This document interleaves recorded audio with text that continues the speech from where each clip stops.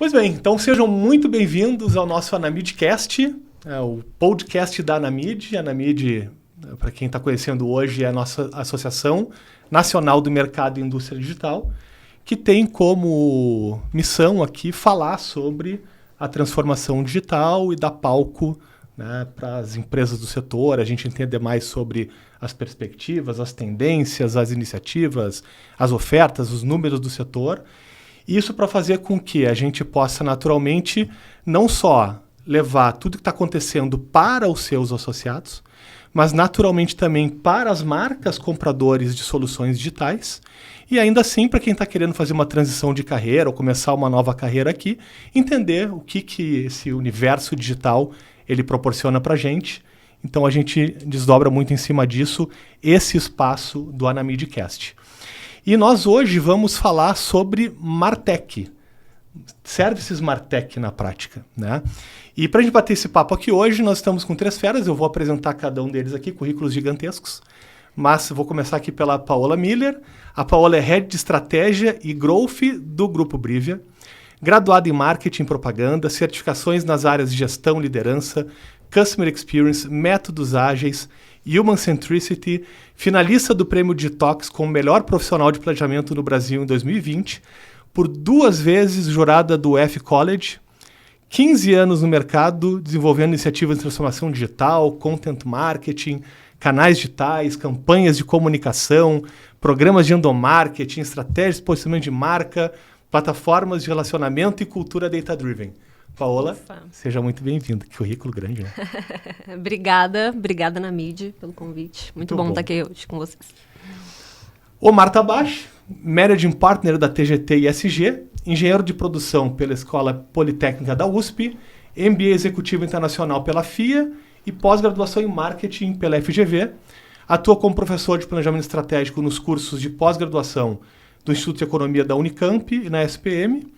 Foi presidente da empresa americana de consultoria gerencial e tecnologia Neores, além de outros cargos de diretoria em empresas como Ernst Young, Bearing Point. Atua com diversos clientes como Vale, Volkswagen, Gol e BRF. Boa noite, Fábio. Bom dia, boa tarde. Obrigado pelo convite. Muito bom. Prazer estar com essas feras aqui, como você comentou. Que legal. E Maurício Ottani, consultor sênior da TGT, engenheiro mecânico industrial pela Universidade de Brás Cubas, com MBA pela Business School de São Paulo. No ISG, lidera pesquisas do Provider Lens no Brasil e na América Latina, como analista de pesquisas e autor dos estudos. Maurício traz uma vasta experiência em pesquisa de mercado de serviços no Brasil e na América Latina. É consultor sênior da TGT Consulting no Brasil, com mais de 30 anos de experiência. Desenvolveu e desempenhou diversas funções no mercado de tecnologia da informação para diversos setores da indústria, atendendo diversos países da América Latina. Maurício, seja muito bem-vindo também. Obrigado pelo convite. Muito bom. Eu não me apresentei, eu sou o Fábio Rios, eu sou um dos diretores da Anamid, eu fico na especial do Rio Grande do Sul, e esse é o nosso Anamidcast. Então vamos começar batendo esse papo sobre transformação digital aqui, e sobre ESG, e sobre Provider Lens de Martech, entender um pouco mais desse universo. Eu vou começar com você então, Omar, aqui, para entender um pouquinho mais. Explica pra gente, né, o que é o TGT, o que é o ESG e o que é o Provider Lens. Legal. 20 anos em 6 minutos. Boa. A TGT está com 19 anos, a gente nasceu em 2004, está completando 20 anos. Nasceu de um grupo de consultores em estratégia de tecnologia. A gente assessorava empresas de tecnologia na decisão da sua solução, do seu parceiro. Por 20 anos, a gente atuou com grandes empresas, assessorando no desenho de processos, na estratégia de tecnologia, na escolha de solução e na escolha do implementador. Qual era a dificuldade, né? A tecnologia deixa de permear, de ser uma coisa da área de TI, para ser uma coisa da área de marketing, da área de supply chain, da área de logística, da área de produção. Os fornecedores começam a proliferar e a escolha de um parceiro e da solução cada vez ficou mais complexa. A gente trabalhava com relatórios que existiam disponíveis e todos os relatórios eram globais. Não existia um relatório focado no Brasil.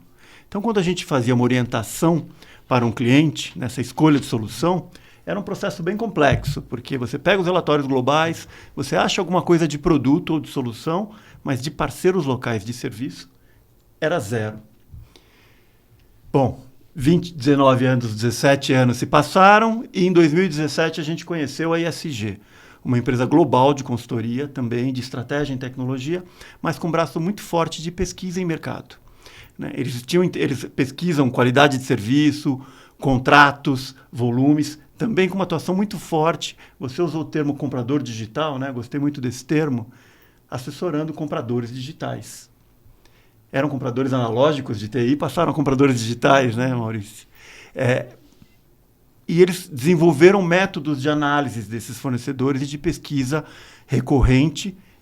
Eles adquiriram empresas no segmento, uma empresa alemã chamada Experton, focada em pesquisa de mercado, que já fazia essa pesquisa de mercado fornecedor há mais de 20 anos. E nós nos interessamos na hora, né? Foi um casamento imediato, porque a gente via essa demanda para o Brasil. Desde 2017, estamos indo para o 7º ano, que somos o braço da ISG no Brasil, tanto para a estratégia de tecnologia como para a pesquisa de mercado. Então, começamos lá em 2018, que foi o primeiro ano de pesquisa, após a parceria, com 6 estudos, e esse ano vamos fazer 24 estudos diferentes. Então, você perguntou, então falei um pouquinho do que é a TGT, o que é a ISG, e falei um pouco do que é essa pesquisa de mercado, que a gente chama de ISG Provider Lens, né? Como o próprio nome diz, uma lupa, uma lente no mercado fornecedor de tecnologia. Então, são pesquisas globais, com metodologia globais, analistas globais, mas cada um olhando o seu mercado. Então, o Maurício, como você comentou, é um analista de um subset aqui no Brasil. Ele faz alinhado com o analista da Alemanha, com o analista da Austrália, com o analista dos Estados Unidos, com um método estruturado, com o mesmo método, com a mesma metodologia, com a mesma divisão em capítulos, com a mesma jornada de dados, de convite aos participantes, de análise de dados. E aí rodas de discussão para compartilhar os seus insights, os seus findings, para aí sim pontuar e comparar o mercado local. Então tem 2 outputs disso importantes. Primeiro é o mercado local por ele mesmo. Como a gente separa líderes de empresas em crescimento, de empresas de nicho, quem são, quais são as vantagens competitivas, quais são os diferenciais de cada empresa. E como isso está em relação ao globo. A gente consegue ter uma boa percepção comparando práticas brasileiras com o resto do mundo. Então a gente consegue ter essas duas visões importantes. E em 2017 a gente tinha um mantra, para encerrar a tua resposta. Nosso mantra é, em primeiro lugar, a gente precisa ter ferramentas para o aconselhamento correto ao mercado comprador, ao comprador digital. Uhum. Então o ISG vem como um casamento perfeito. Mas além disso, a gente tem que criar um instrumento que melhore o mercado fornecedor de tecnologia, que faça uma devolutiva para esses players locais, onde a gente traz práticas internacionais e compartilha melhores práticas para que esse mercado fornecedor se desenvolva ano a ano. Então, o Maurício vai ter a oportunidade de contar como ele percebe ao longo dos anos fornecedores que estão entrando no mercado ou que são um nicho, evoluem para ser um líder ou para ser um desafiador em produto ou um desafiador de mercado. Então, é muito legal esse processo, depois de 7 anos, como o ISG Provider Lens tem essa retroalimentação de melhorar a qualidade da compra, ao mesmo tempo que melhora a qualidade da oferta. Muito bom, muito Obrigado. Bom. Acho que o Mário não chegou a comentar isso, mas acho que vale complementar, e aí você me corrige na prática. Claro. Mas o ISG é um monstro global, né? Então, assim, capital aberto em Nasdaq, que atende, né, grande parte das maiores da Forbes. Então, assim, ainda no Brasil não é tão conhecido, né? Mas é um expoente em tecnologia no mundo inteiro. Acho que vale destacar, né, dado que a gente, inclusive, tem a Anamid com TGT e ISG, uma parceria aqui, que daqui a pouco eu vou voltar no Mário perguntando um pouquinho mais sobre isso. Maurício, eu queria mergulhar justamente naquilo que se conecta mais com o universo Anamid, que é o Provider Lens de Martech. Né? Entender um pouco mais aí qual é o alcance do estudo, qual é a abrangência, né? Como é que ele se caracteriza, né, para fazer esse olhar sobre a indústria digital brasileira. Bacana, esse é um ponto bastante interessante. E essa história toda que o Omar contou mostra, entendo eu, essa capacidade que essa organização TGT tem, muito premente diante dessa proposta de valor do trabalho que realiza para o mercado brasileiro. Por que eu estou dando essa introdução? Porque o estudo de Martech foi uma sugestão do Brasil. Não existia na ESG em nenhuma parte do mundo. Então o Brasil apontou esse estudo como interessante, a ESG gostou, adotou nossa sugestão e lançamos como piloto o Brasil, como o mercado primeiro a ser analisado. E esse que vos fala foi o pai dessa criança, e partindo do zero, e todos nós sabemos o quanto que a tecnologia, o digital, entrou na nossa vida pessoal, pessoa física, pessoa jurídica, permeada e cada vez mais intensa, né, na nossa vida.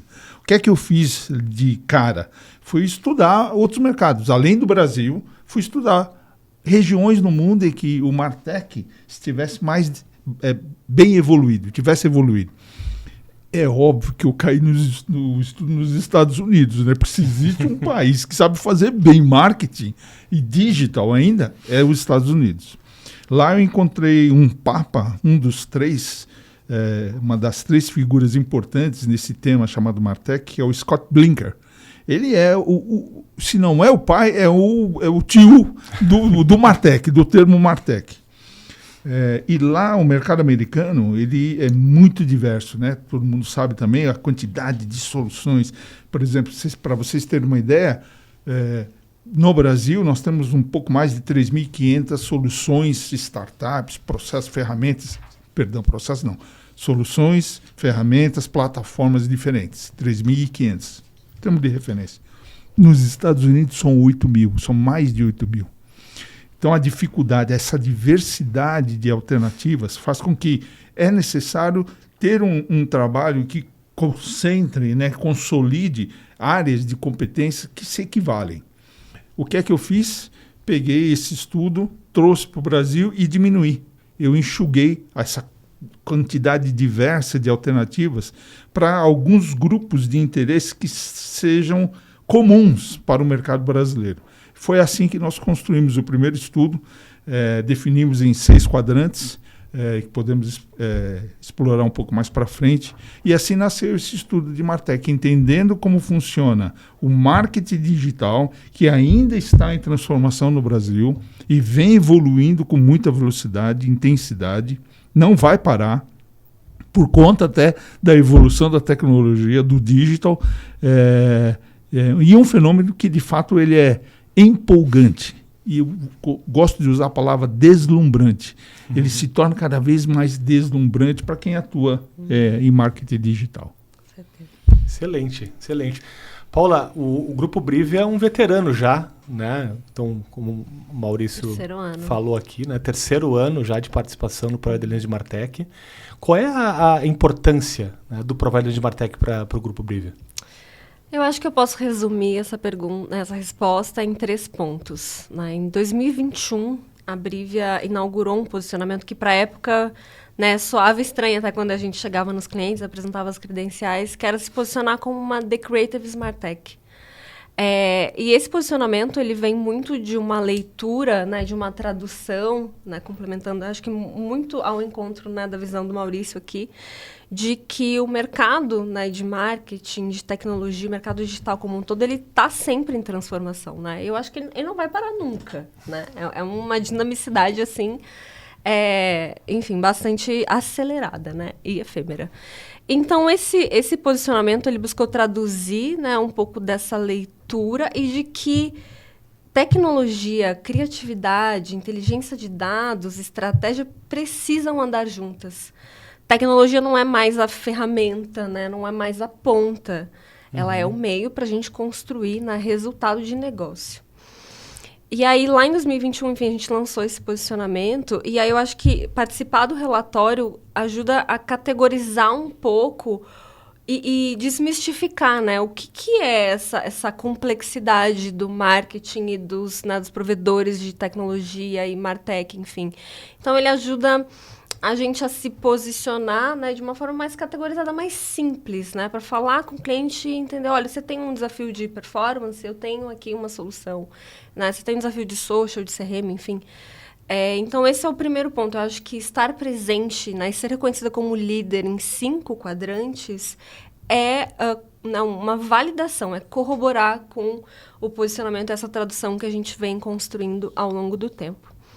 Além disso, né, permite visibilidade, óbvio, né, então tem um valor aí agregado à marca, né, ao branding do próprio grupo, né, nos coloca em perspectiva, e junto com outros parceiros, né, permite uma atuação de ecossistema. Né, isso é muito importante dentro do nosso mercado atualmente, né, é poder você contribuir, né, colaborar com outras empresas, né, e juntos pensar na melhor solução de negócio para o cliente. Então, acho que esses 3 pontos principais, né, ajudam a demonstrar a importância do relatório para a gente. Legal.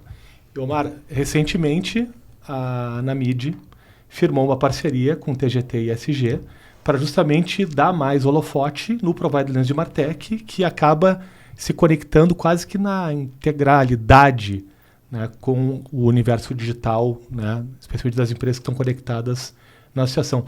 O que os associados podem esperar dessa parceria? O que vem pela frente aí? Legal. Você comentou no começo os objetivos da Anamid, né? E a função de uma associação é fazer com que o grupo, que o segmento cresça coletivamente. E a melhor forma disso acontecer é compartilhamento de conhecimento, compartilhamento de práticas. Eu acho que o Provider Lens entra muito, essa parceria com a Anamid, entra muito aí em alavancar esse conhecimento coletivo. Então, a gente entra com a questão de estruturação, com a questão de modelagem, de como dividir em capítulos, como entender esse mercado tão dinâmico, em evolução, uma estruturação. Então, a gente tem um analista responsável por entender e tentar segmentar, padronizar a linguagem, padronizar a comunicação, padronizar a oferta. E com isso, qual é a melhor parte da pesquisa? É a devolutiva. Né? Então, a partir do momento que o analista aprende com os pesquisados, ele faz devolutiva, seja entregando um pedaço do relatório, seja numa reunião, que a gente chama de sneak preview, onde ele devolve para você o teu posicionamento. Né? Então, a empresa para de olhar meramente para si, para entender ela dentro de um segmento de mercado. Então, de maneira geral e não objetiva, né? Eu entendo um valor bem bacana nessa troca. Né? Para nós é importante ter acesso a esse mercado para a gente poder orientar nossos clientes na decisão de compra. Então, a Anamid provê a TGT e ESG acesso aos fornecedores, acesso à informação para a gente melhorar a qualidade da nossa pesquisa. Em contrapartida, a gente vai devolver para os pesquisados sua posição, a tendência de mercado. Então, isso é o valor maior. De maneira objetiva, a gente vai estar trazendo uma série de coisas ainda, a gente ainda vai contar, mas drops, partes de conteúdo, algum acesso a relatório de forma gratuita para os membros. Então, a parte mais tangível a gente vai soltando aos poucos aí. Excelente, excelente. Muito bom, muito bom. Maurício, você mencionou agora há pouco, né? Participou, na prática, essa proposição do Provider Lens de Martech, né? Foi proposição, né, do ESG Brasil para o ESG Global. Mas você, além de ter criado e rodado o estudo no primeiro ano no Brasil, no segundo ano do estudo, você foi rodar nos Estados Unidos, levando essa análise para lá. Né? E aí no terceiro ano passado, você roda de novo aqui no Brasil, e agora temos a edição 2024 de novo. Correto.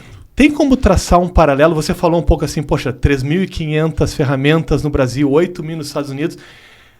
Já bate aquela síndrome, né, do vira-lata ali, mas dá para traçar um paralelo e o que daria para dizer em relação a como estamos aqui em comparação com os players de lá? Essa é uma boa pergunta, porque a oportunidade que tive de explorar, estudar, né, o mercado americano e conhecendo o mercado brasileiro, esse paralelo é constante. Opa, peraí, esse negócio não é feito assim no Brasil. Caramba, esse pessoal faz desse jeito. Então, assim, foi uma experiência bastante positiva. E alguns pontos importantes que relatar, que vale o relato, é entender que, muita gente sabe, né, que os orçamentos, os budgets americanos são muito maiores que os budgets brasileiros. Por conta disso, até que tem essa proliferação de soluções, né, de ferramentas, de startups, etc. Ao mesmo tempo, isso gera uma grande complexidade para o papel do CMO, para os marketers poder conhecer e adotar e implementar e acompanhar a evolução das ferramentas é muito difícil. Agora, um ponto que eu acho curioso, que lá tem e aqui tem, mas muito timidamente, é o Marketing Operations. É a operação do marketing terceirizado para organizações que conhecem, têm recursos e sabem como funciona. Essas operações, os Marketing Operations, acabam gerando um trabalho. Porque assim, ela entra justamente no gap entre a área de Marcom e a área de TI. Então, existe muitas, como vocês sabem, a Briva conhece muito bem desse assunto, ações, processos, atividades que nenhuma dessas áreas acaba atuando. E aí um acusa o outro por ser, olha, isso é um filho seu, tome conta dele. E o outro devolve, não, isso é um assunto seu, você que se vire. Market Operations lá é muito forte, é muito grande. Ainda que seja dentro da operação de marketing, empresas como Accenture, empresas como Ernst Young, essas empresas de consultoria têm um foco muito grande, porque tem muito trabalho, é um dinheiro muito grande que se envolve e gira em torno disso. O que é que esse pessoal que está em marketing faz? Sincronia, integração de sistemas, fazem automação de processos, utilizam processos ágeis, tudo que estava no colo da TI acaba entrando dentro da área de marketing sob a tutela do CMO. Ou seja, tem muito CMO nos Estados Unidos que tem um orçamento maior que o CIO, que o orçamento do CIO, por conta dessa expansão de responsabilidade ou atividades. Né? Então, lá, por exemplo, nasceu o que é chamado de Marketing Agile, né? Ou Marketing Agile, conforme eles falam. Aqui no Brasil, a gente ouve pouco isso falar, né? A gente sabe o que é processos ágeis, sabe como funciona, mas não dentro de marketing. E que ajuda demais a acelerar desenvolvimento de processos, desenvolvimento e testes, desenvolvimento de campanhas, personalização de conteúdo. Existem vários benefícios de você implementar o marketing ágil, né? Esse é um ponto. Ao mesmo tempo, eu me lembro que, por exemplo, a pandemia fez elevar muito as ações em social, né?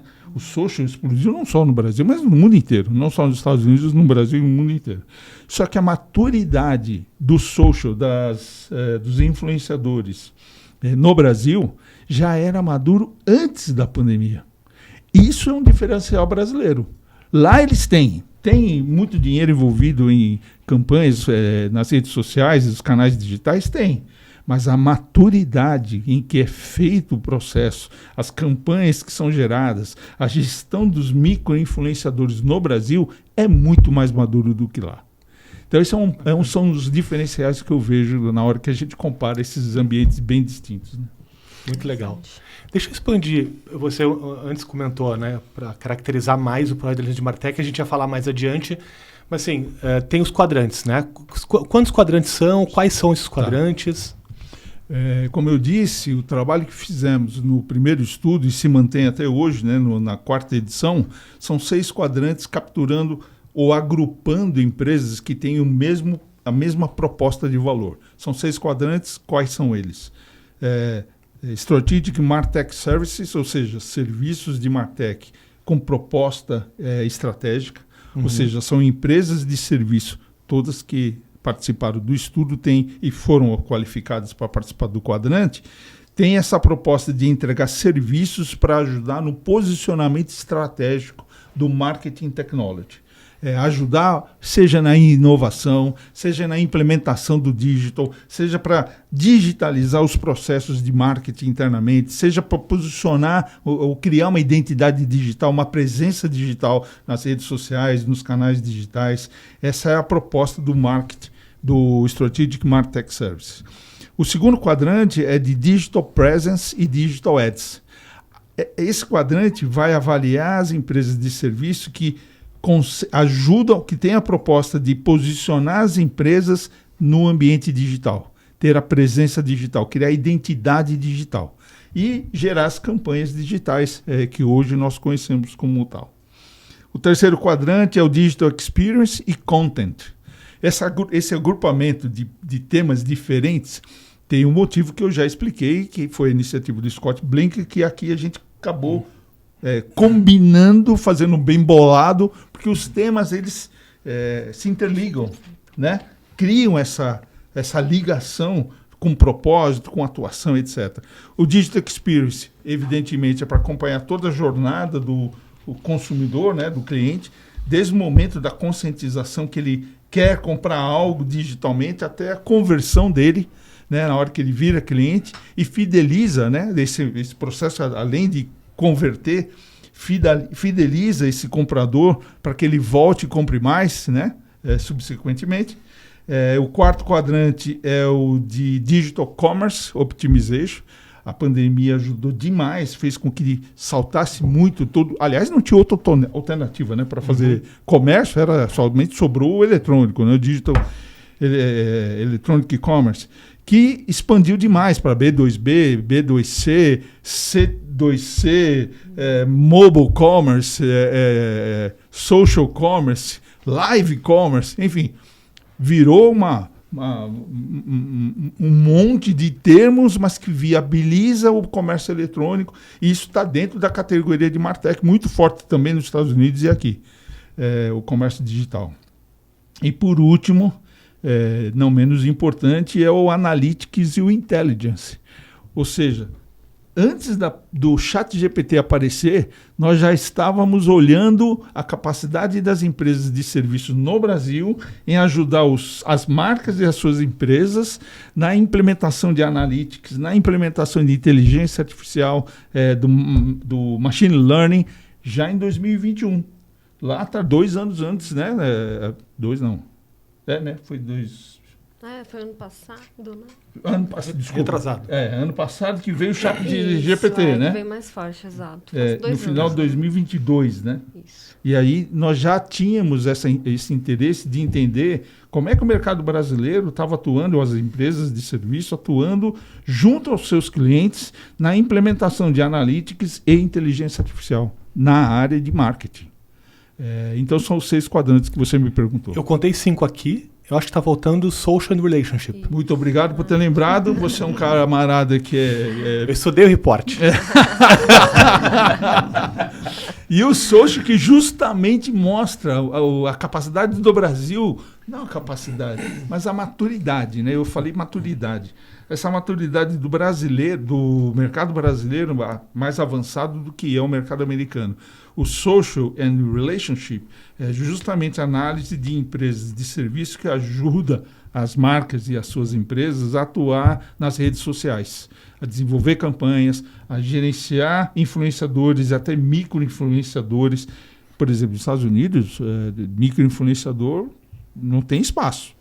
Por que alguém vai investir em micro-influenciador se eu posso pegar a celebridade lá do NBA, né, do futebol americano? Então, assim, porque os volumes são muito maiores. Aqui é diferente. Aqui os micro-influenciadores que a gente nunca ouviu falar recebem uma bela comissão para divulgar produtos em grupos de interesse comum, de classes diferentes, evidentemente, e que ganha uma bela comissão. Isso é muito forte no Brasil, né? A gestão de micro-influenciadores. Obrigado por ter lembrado desse quadrante que eu tinha esquecido. Muito bom. Paola, vamos materializar um pouquinho mais, né? A Brívia participa, então, veterana aí, 3º ano de participação. Eu queria poder conectar melhor, até para a gente materializar mais aqui para a nossa audiência, como que, por mais, né, que o Maurício tenha entrado bem explicando, né, cada uma desses quadrantes aqui, eu queria conectar mais a entrega de negócio mesmo, né? Então, como é que as ofertas que estão agrupadas em cada um desses quadrantes, o que elas geram de valor para as marcas que estão atuando, né, com nossa cena digital cada vez mais importante? Sim, é uma ótima pergunta. A gente categoriza, né, nossa oferta em 3 pilares: estratégia, experiência e comunicação, mas também, né, com essa visão dos quadrantes do ESG. Isso foi um movimento, né, recente. E, por exemplo, dentro de Strategic Martech Services, a gente, né, agrupou ofertas que tangenciam, né, desafios estratégicos. Seja entender, fazer um diagnóstico de como eu estou perante transformação digital, né, para onde eu preciso ir, onde eu quero chegar, essas definições, né, de foco, de direcionamento, até questões de marca mesmo. Então, a nossa oferta de branding, ela está dentro desse pilar, porque a gente entende que isso é fundamental, né, para você, enfim, definir um foco e atuar a partir disso. Além disso, né, nossos serviços de consultoria estratégica, né, de negócio. Então, temos ali um processo de discovery, né, que a gente chama, que é onde a gente mergulha para dentro dos clientes, tipo, eu tenho diversas prioridades, né, como é que eu atuo, como é que eu separo o meu budget do marketing entre performance, entre branding, entre conteúdo, né, preciso mostrar resultado, então esse tipo de serviço também. E aí, por fim, CX Strategy também a gente considera dentro deste pilar, que é basicamente olhar para a jornada do consumidor, porque a gente entende que isso também é fundamental, né, para traçar... estratégia, né? Exato, exatamente. Então, né, dentro desse pilar a gente tem essas ofertas, são principalmente conduzidas, né, pelo meu chapter, pelo chapter de estratégia, mas obviamente com a colaboração de outros perfis, CX principalmente aqui. Já dentro de Analytics Intelligence, a gente tem essencialmente os nossos serviços de dados, né? Seja fazer um discovery de dados, implementar data lakes, fazer todo um processo de integração de ferramentas, né? Isso é um desafio que a gente vê muito hoje no mercado. Eu tenho diversas plataformas, né? Tenho a plataforma, tenho o pipe, né, do comercial, eu tenho as ferramentas de marketing, eu tenho a equipe de produto que utiliza outra coisa. Como é que eu integro tudo isso e tenho uma visão única, né, da jornada, do negócio, do resultado, executiva, né? Então, esse, por exemplo, é um desafio que a gente atua bastante, está dentro desse pilar de Analytics Intelligence. Mas, além disso, né, também atuamos com a implementação mesmo, né, com a parte de engenharia de dados, a parte mais hard, né, de integração de data lakes em diferentes fontes de dados. Dentro do quadrante de Digital Experience Content, a gente tem, né, utilizando o mapeamento da jornada como base, tudo que vem a partir dali. Então, seja uma necessidade de canal, e esse canal pode ser um site, um aplicativo, um jogo, uma experiência no Vision Pro, enfim, né, independente do meio que a gente está falando, a gente atua com desenvolvimento, né, com design e o desenvolvimento de canais digitais, e aí o conteúdo vem muito para rechear, né, esses canais e atender ali uma camada de residual importante. Além disso, pensando num funil, né, seja uma captação de leads ou nutrição de leads também, né, tá considerando isso. E aí, por fim, dentro de Digital Presence e Digital Ads, é toda a parte de comunicação, né, de mídia. Então, eu preciso gerar awareness, né, para minha marca. Basicamente, esse o objetivo, e esse desdobrando também outros, né, tipos de ativação, mídia paga, enfim, performance de mídia, que também hoje, né, é um desafio constante dentro da área de marketing, né? Então, o marketing, ele, né, deixou de ser custo e é hoje uma área de investimento que precisa dar retorno, né? Precisa ter o ROI, precisa ter o ROAS.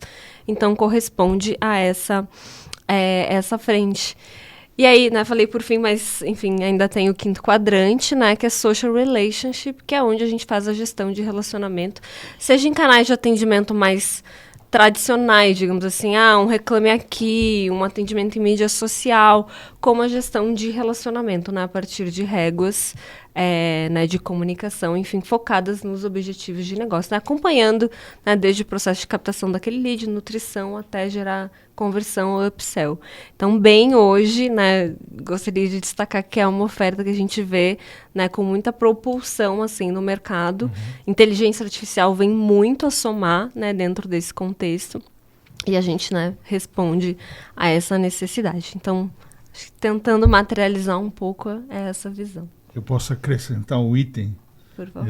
Ele acabou de me lembrar, né? Um quadrante que eu deveria ter lembrado, ter citado, que eu tinha esquecido. Eu queria citar com relação à Brivia um ponto que eu achei super relevante, todos os pontos são. Quando a gente trabalha com, e o próprio nome acusa isso, né? Martech, tecnologia empolgante, usei até a palavra deslumbrante. Mas vocês fazem um trabalho, e eu queria adicionar esse trabalho, que é olhar para o negócio do cliente. A Brivia, ela, no meu entendimento, é assim. Quando ela vai abordar um novo cliente, ela fica de costas para o seu portfólio e olha de frente para os objetivos que esse cliente apresenta, ou que ele nem sabe que tem, que nem sabe que precisa. Entendendo esse modelo de negócio do cliente, entendendo os objetivos de negócio, aí sim você pode trazer a cavalaria e oferecer o que tiver para ajudar esse cliente a atingir esses objetivos. Um ponto que eu acho importante, fazendo a comparação entre Brasil e Estados Unidos, o Brasil mata a pau em termos de criatividade. E Martech empobreceu um pouco isso, né? Quando a gente fala muito de tecnologia, essa capacidade do brasileiro de gerar muitas propagandas criativas com prêmios internacionais, eu acho fenomenal. Esse é um grande diferencial. Eles são muito bons. Mas fala assim, eu que não pareço brasileiro, parece que eu torço mais para o Brasil. E torço mesmo, eu torço muito para o Brasil. Eu sou muito brasileiro. Eu costumo dizer que eu danço samba, toco pandeiro e bato um bolão, coisa que japonês não faz. Mas sempre quando eu tenho oportunidade, eu valorizo demais essa capacidade. A Brivia tem esse comportamento, que não é comum, hein? Não é comum. Então, Maurício, até para puxar um pouco mais aí, tem as marketing que viraram tech e as tech que viraram marketing, né? Eu acho que aí você percebe esses dois perfis do mercado, né? Boa. Que tem o DNA mais na criação, na gestão de cliente, na gestão de business, e que incorporaram tecnologia, e inverso, né? Tecnologia que percebeu a oportunidade e entra com os engenheiros de dados e os analíticos que migraram para o marketing, né? E as que já nasceram Martech também, que já são nativos, né? Digitais. Nativos Martechs. Acho que é ali que você consegue ver esses dois mundos, né? De foco no negócio, foco na criação.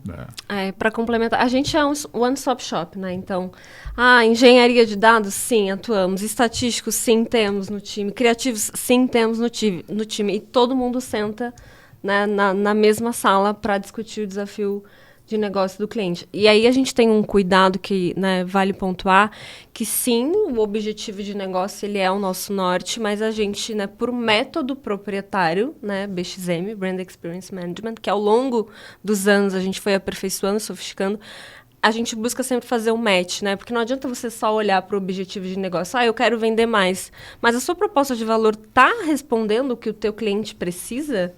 Ou é só, né, uma métrica de vaidade que você quer buscar? Então, idealmente, a gente busca esse match. Objetivo de negócio com a expectativa do consumidor. Por isso, a jornada, né, é nosso ponto inicial de qualquer job. É uma campanha de awareness. Não interessa, eu vou desenhar a jornada porque essa campanha precisa trazer resultado de negócio. Boa. Eu vou aprofundar num ponto que a Paola mencionou, depois o Maurício comentou de novo, e eu vou direcionar essa pergunta para ti, Maurício. A gente tem ouvido muito sobre inteligência artificial, né? Tu acabou de falar um pouco aqui sobre ChatGPT, né? E como isso deflagrou, na verdade, um movimento que já era, né? já não tinha como ser contido, né? E cada vez mais nos inunda no nosso dia a dia aqui. O que tu tem visto, né? Como tem analisado muito, né, o mercado de marketing em geral, olhando os problemas, os desafios, etc., como que a inteligência artificial ela está impactando o marketing? O que a gente pode esperar aí para os próximos anos? O que pode esperar, eu confesso que eu não sei. Pergunta fácil. Não está fácil para descobrir, não. É simples. Mas o que eu tenho certeza... Não. Eu acho que eu posso contribuir com algumas respostas. Bom. Inteligência artificial não é novidade, né? O chat GPT, ele é da década de meados de 50, de 1950. É que o chat GPT explodiu em 2022, novembro de 2022, né? Enfim, então celebramos o primeiro ano há pouco tempo, né? Alguns 2-3 meses atrás. Inteligência artificial é assim, nas conversas entre os analistas, um deles falou assim, a gente precisa olhar, as empresas precisam olhar o GenAI, Generative AI, Artificial Intelligence, porque está batendo na nossa porta. Eu levantei o dedo e falei, não está batendo na nossa porta, está tomando o seu café na mesa, que você hoje trabalha. né? Já faz parte do nosso dia a dia. Ele não está pedindo permissão para entrar. Muitas vezes os profissionais, inclusive de marketing, recebem a tarefa delegada que foi executada por alguém que usou o IA generativo. Então, assim, é um fenômeno de grande e enorme proporção. E o marketing tem atividades muito burocráticas, tem áreas de pesquisa que podem ter alavancas muito beneficiadas, né, pelo IA generativo. E um ponto importante que eu acho que muita gente que já tem esse conhecimento, entendimento, né, na maturidade do que é o IA generativa sabe. GPT significa Generative Pre-Trained Transformer. Ou seja, vai gerar algo transformador, mas é pré-treinado. Ou seja, para ser pré-treinado, precisa ter conhecimento, precisa ter uma base, uma massa de dados gigantesca, precisa ter um data lake gigantesco, tem que ter história para você poder gerar algo apropriado dentro de um ambiente controlado, com privacy, com privacidade de dados, controle de segurança, etc. Ou seja, nenhuma empresa vai tirar proveito, nem marketing, tirar proveito do IA generativo se você não tiver essa base de conhecimento pré-estabelecido, pré-implementado. Eu falo com empolgação porque eu sou um japonês diferente, como eu disse, né? E é deslumbrante ver o quanto de benefício a gente recebe, captura, utilizando essa IA generativa. Eu imagino campanhas de marketing, quando você vai personalizar alguma campanha, para diferenças sutis entre aquela tribo, ou aquele grupo de clientes que você quer atingir, o quanto que uma ferramenta dessa vai te beneficiar, encurtando o ciclo de desenvolvimento, diminuindo o tamanho do esforço para você gerar esse conteúdo direcionado. Assim, tem muitos benefícios. Eu até listei aqui para a nossa conversa, listei vários casos de uso. A gente tem esse problema, né, de ficar falando termos em inglês, né? É uma dificuldade enorme. Mas no mundo digital é isso aí. Híbrido, né? Não tem como muito escapar. como fugir. Não tem. Quase falei do mundo digital. Exatamente. Sobre isso. Um detalhezinho. É inevitável. É inevitável. Bom, eu levantei, mas... tá aqui, achei. São várias. Você gerar campanhas... Você gera uma campanha e o IA generativa te ajuda a multiplicar pelas línguas dos territórios que você quer promover essas campanhas. Tem vários benefícios, né, que você pode utilizar. Eu acho que isso serve como referência, mas não como limite. Pois é. Né? Não é o limite. Você me perguntou como é que você vê para frente. Cara, eu não consigo ver o que a gente pode encontrar daqui a um ano. 6 meses. A coisa o que eu sei, o que eu posso afirmar antes de passar a palavra para o Omar. O CMO, os líderes de marketing, eles precisam adotar ou ter consciência de que o IA generativo, a IA generativa está sendo utilizada e pode beneficiar na maneira como ele quer conduzir a promoção das marcas, o seu conteúdo em todo o canal digital, em todas as redes sociais, de uma maneira mais eficiente, mais eficaz e produtiva. Isso eu sei. Eles não podem se furtar dessa responsabilidade. Todos os CMOs precisam ter em sua agenda, porque você falou isso, conteúdo e Customer Experience, CX, deixou de ser um recurso, passou a ser estratégia para as companhias. Porque hoje todo mundo é digital. Todo mundo é digital.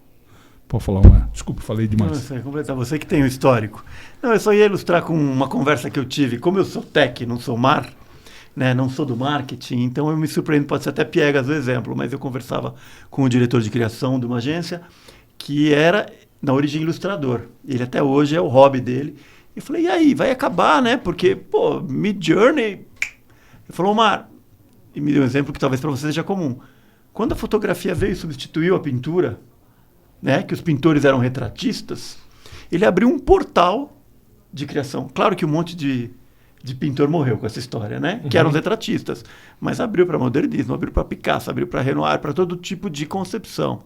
Então, a resposta para a tua pergunta vai abrir um portal de criação para alguns, não para todos, mas que a gente não sabe o que vai vir, né? Para a criação.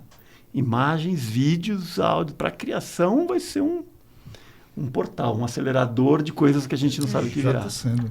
Mas a ferramenta por si só, ela não substitui ninguém, né? Você precisa, né, ter um racional estratégico para fazer um prompt que tenha a saída que você quer. Exatamente. Né? Então, tem eu acho que, né, a gente testa bastante em diferentes frentes.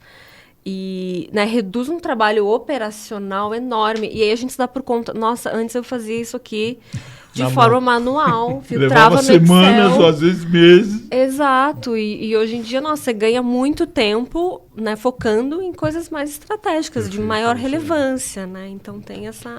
Não, esse bônus. Né? Eu acho que à medida que uma instrução de um cachorrinho passou óbvia e ela faz, eu preciso fazer alguma coisa além de...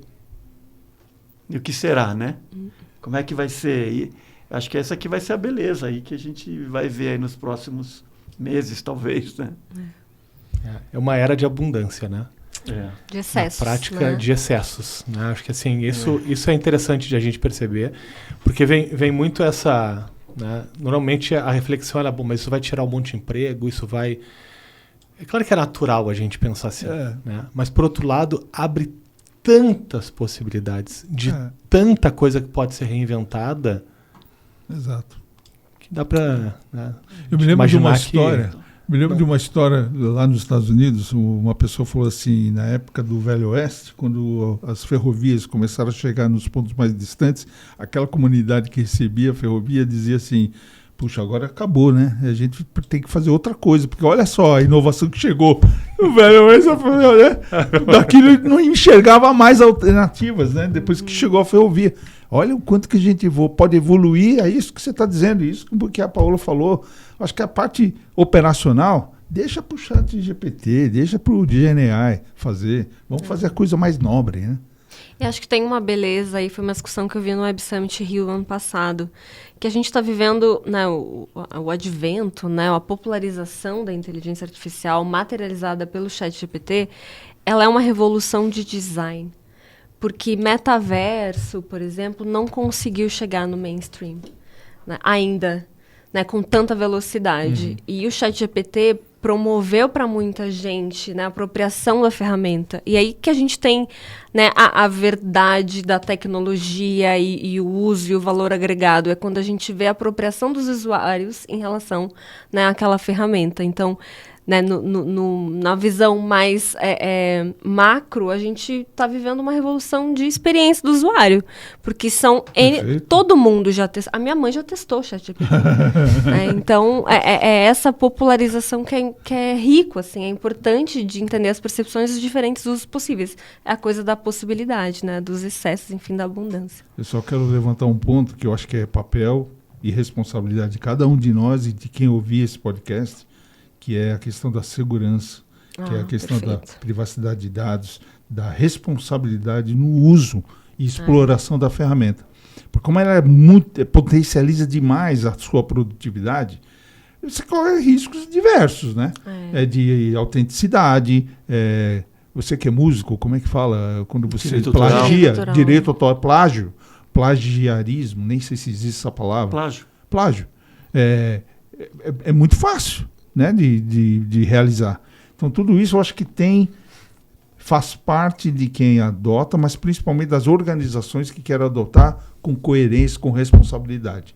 Né? É uma ferramenta deslumbrante, mas também tem seus perigos. Tem que ter controle, tem que saber monitorar, controlar, fazer uma boa gestão, uma boa governança disso tudo, que não é fácil. Não é fácil. Mas é isso. A gente está se encaminhando já para o fechamento, mas eu queria voltar ali no ISG. Como a gente está falando de propósito de TGT, de ISG, trazer, né, essa luz sobre, né, esse universo digital e na prática o que muda, né, na dinâmica da interação das empresas com seus consumidores, etc, etc. Existem outros estudos, né? Tinha mencionado, são 24 estudos. Quais são os estudos principais que podem se conectar mais até com esse universo aqui dessa discussão de transformação digital, né? Mas dá para mencionar assim 5 ou 6 dos mais... Eu imagino que os 24 sejam relevantíssimos, mas tem como destacar aí 5 ou 6 que se conectem mais com o nosso papo aqui? E me permita fazer uma preliminar, um preâmbulo. Por favor. A gente começou com 6 estudos, como eu comentei lá atrás. E a beleza de a gente segmentar cada vez mais é onde a gente vê valor no estudo. Quanto mais a gente segmenta, mais a gente enxerga pérolas. Eu escrevi um artigo chamado As Pérolas do Mercado Brasileiro. Porque quando a gente começou com manutenção de sistemas, infraestrutura, uma coisa mais consolidada, foi legal, mas não foi um abridor de portas, um insight muito grande. Mas conforme a gente começou a segmentar e começou com Analytics, que aliás tem tudo a ver com o que a gente está falando, e a gente percebeu que tem empresas brasileiras, né? Então, normalmente o comprador digital, vou adotar essa expressão, adorei. Ficou bom, né? O comprador digital pensa em comprar digital, ele pensa em 4 ou 5 nomes multinacionais que vem fácil à cabeça. E eu te sinto 4 ou 5 nomes de empresas brasileiras que provavelmente você nunca ouviu falar e que são líderes e que têm entregas mais qualificadas ou tão quanto e mais competitivas em termos de preço, eventualmente, que as multinacionais. Então, essa segmentação, a gente pular de 7 para 24 relatórios, é onde traz as belezas. Então, já comentei um dos seus 4 ou 5. Agora eu vou usar minha cola aqui, porque são 24. A gente está expandindo, a gente está começando a estudar. O ano passado, pela primeira vez, a gente fez um setorial. Então, o que está acontecendo no universo de banking, por exemplo? De digital banking.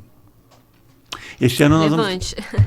Bastante relevante. Esse ano nós vamos estudar o que vai acontecer, além do digital banking, nós vamos repetir, o que está acontecendo no setor de saúde.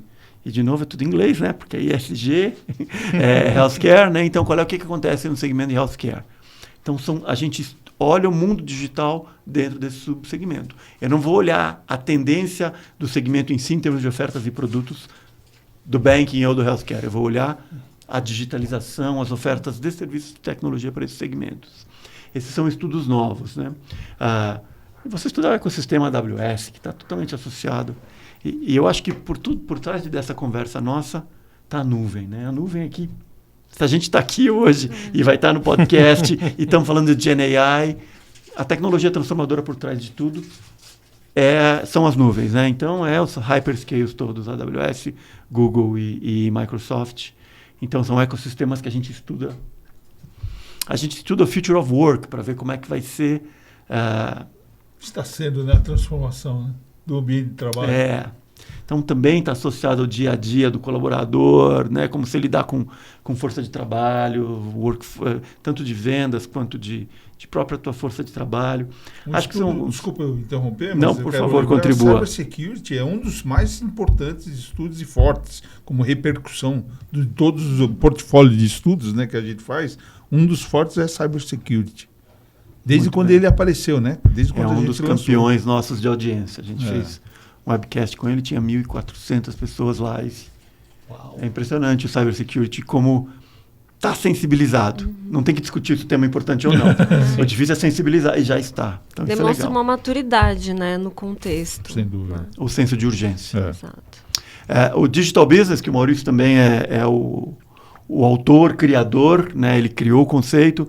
Digital Transformation, Digital Business, é meio que um X-tudo dessa transformação digital, porque é onde a gente é meio que um balão de ensaio para outros estudos. Nesse relatório, o Maurício põe um radar de o que está acontecendo de transformation que ainda não tem um estudo específico. Então, nesse é um estudo bem interessante também que o Maurício lança. Bem lembrado. Este ano a gente vai lançar um também, obviamente, Generative AI. Excelente. Esse é o Márcio, que é o autor, é o mesmo que faz o relatório de Analytics. Ele vai fazer um relatório específico de GenAI, para a gente entender. E o nosso relatório tem uma peculiaridade aqui, né? Tem algumas outras empresas que estão muito focadas em tendências, né? A gente brinca. Ele diz onde o sol vai se pôr, né? Nós não. Eu quero olhar o que a Brivia fez, no caso teu, né, Paola? A gente olhou o que vocês fizeram em 2023, qual é o teu cliente, qual é o teu caso de sucesso. Perfeito. Então, a gente fez de ESG, por exemplo, que muito se fala. O que estão fazendo de fato? IoT, também fizemos. E agora, Gen AI, o que... Eu brinco que às vezes é como sexo entre adolescentes. Fala-se muito, faz-se pouco. Perdão da metáfora aí, mas talvez eu esteja desatualizado também. Mas é um ponto interessante, porque são estudos que, ainda que você pegue um momento imaturo do tema, não da tecnologia, mas do tema, quando ele começa a entrar na cadência e se repetir ao longo dos anos, você vê a evolução dessa maturidade acontecendo, permeada em todo o mercado, né, brasileiro. As reações de cada segmento, de cada vertical. É muito bacana enxergar isso. Um ponto que eu quero trazer, lá em 2018, como o Omar falou, quando a gente lançou o estudo, e ele citou há pouco, os compradores digitais olhavam muito só para as globais mesmo. Né? As globais é que têm capacidade de entrega. Nesses 6, 7 anos, a quantidade de empresas brasileiras como a Brivia, a quantidade é maior do que as empresas globais. Na área, no quadrante de líderes. Olha. Nós identificamos mais empresas brasileiras como líderes do que as empresas globais. Esse é um dado super relevante para quem é brasileiro e gosta de ser brasileiro, como eu. Eu achei sensacional esse outcome dos estudos que a gente realiza. 51%, 59%? 50%. Eu acho que você está exigindo demais. São 671 empresas analisadas até dezembro de 2023, que a gente analisou. E o número que vem na minha cabeça é 51,49% de empresas. 51% das líderes são empresas brasileiras, genuinamente brasileiras. E 49% são empresas multinacionais com presença aqui. É bem legal. É contraintuitivo, né? Não é intuitivo esse número. E acaba com aquela minha síndrome de vira-lata que eu tive agora faz uns 15 minutos. Né? Exatamente. Muito bom. Exatamente. Muito Pode bom. engavetar, usar outro termo. Isso é bom. Isso é bom.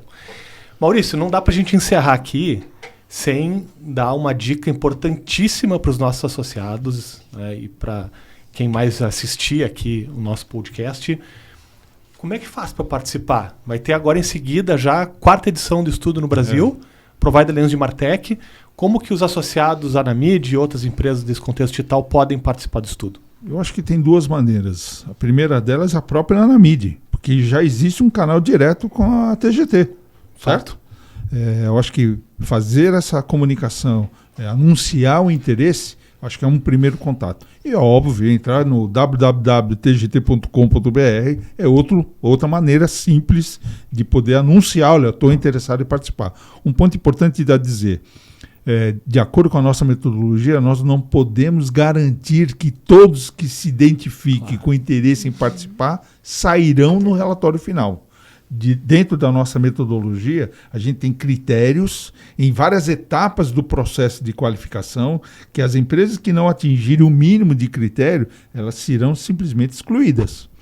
Ou seja, e isso não significa o tamanho da empresa, porque tem muitas empresas que saem no relatório final que são menores que as empresas globais, por exemplo, e saem no quadrante de líderes. E muitas empresas globais nem seguem no processo de qualificação. Muitas maiores que essas empresas acabam sendo colocadas de lado e essas empresas acabam vingando por condições dos critérios que a gente adota, né, na hora de qualificar. Então, é um processo bastante interessante, mas que qualifica, sim, os melhores de desempenho, de qualidade de entrega, capacidade de entrega, etc.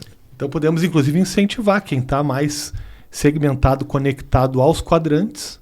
Podemos, claro, sem dúvida. Está mais alinhado, né? É isso. De participar e de ganhar esse espaço, que é um espaço global na prática, né? Por mais e não se paga nada para participar, hein? Olha aí. Esse é um detalhe importante. Ninguém paga nada para participar.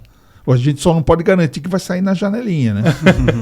Muito bom. Eu acho que, só complementando, eu sei que já estouramos tempo, mas o que é a beleza, de novo, se você é um participante de nicho, é muito legal, porque eventualmente em um quadrante você vai ter o destaque, né? Quando comparado a outros mais 360, maiores, de repente a sua agência, a sua empresa não é tão grande e não tem a destaque e a luz que merece. Mas se ele é um específico e tem uma competência muito dedicada num certo quadrante e participando da pesquisa, naquele quadrante ele vai receber destaque, então vai trazer à luz as competências diferenciais dele. Então, vale a pena participar. Claro. Então, para encerrar, eu queria que vocês pudessem deixar aqui para a audiência também que queira contatá-los, avançar e evoluir um pouco mais nessa conversa aqui, e-mail, WhatsApp, Instagram, o que vocês quiserem deixar. Começar pela Paola. Boa. Bom, Paola Miller, LinkedIn, Instagram. Para quem quiser, enfim, acompanhar um pouco de viagens, eu sou essa pessoa nômade digital, então acompanho, né, enfim, todo esse contexto efêmero que a gente vive, né, podendo também traduzir um pouquinho em cada lugar aí do Brasil. Então, é isso. Paola@brivia, né, para quem preferir e-mail. E é isso. Maurício? Maurício.otani. O-H-T-A-N-I. Tem um H perdido aí no meio. Não sou parente do jogador de beisebol famoso lá dos Estados Unidos, infelizmente. Mas é isso. Maurício.otani no LinkedIn. Funciona bem. E é isso. Omar? Bom, o Maurício já citou, né? Para inscrição na pesquisa, para buscar informações, no nosso site tem bastante coisa, tgt.com.br. A gente tem uma aba lá só de pesquisa, explica o que é a Provider Lands, tem um formulário para se credenciar e aí nós temos um grupo de Customer Success que já vai contatá-los para participar na pesquisa. Então o tgt.com.br é o corporativo. Eu sou o Omar Tabashi, também estou no LinkedIn. No Instagram a gente está no a TGT Consult BR. Estamos lá também. No YouTube também, para cada estudo a gente solta também um webinar, que é bem legal acompanhar nossos lançamentos para entender o escopo daquele estudo. Então o nosso canal no YouTube da TGT Consult eu recomendo também, tá bom? Obrigado pelo convite, pelo espaço aí. Excelente, obrigado então pela presença de vocês aqui. Esse foi o nosso Anamidcast, mais uma edição. Até a próxima. Obrigada. Obrigado.